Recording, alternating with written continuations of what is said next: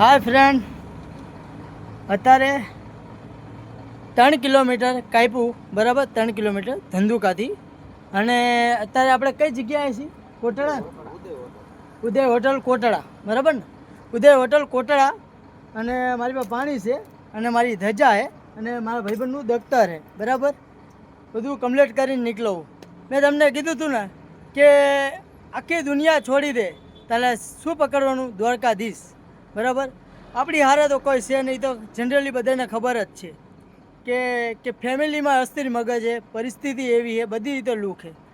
પણ એવું કહેવામાં આવે કે દુનિયા મૂકી દેતા કોઈ આપણો હાથ ન પકડે. 2 મિનિટ.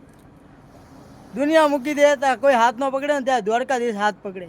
અને જેથી કરીને આ એક મારા મિત્ર છે કે સેવા ભાવિક તરીકે ચા આવે. તમે પીશો ને ચા? નહીં પીવો? આ તમે જોઈ શકો. અને અમારા ધંધુકાના ઓળખીતા જ છે, બરાબર? આ એ કાકા ઓળખીતા હે. અને ચા પાણી હાટું પૂછ્યું હતું એટલે પ્રેમ ભાવથી અમે ચા પીવી. અને ઉદય હોટલ, બરાબર? એને ધંધુકા એક ફરી મુલાકાત કરજો કે જેથી કરીને હું ધંધુકામાં જ રહું છું અને હવે જઉં છું દ્વારકા, બરાબર? આપણે બધા દ્વારકા ભેગા થઈશું.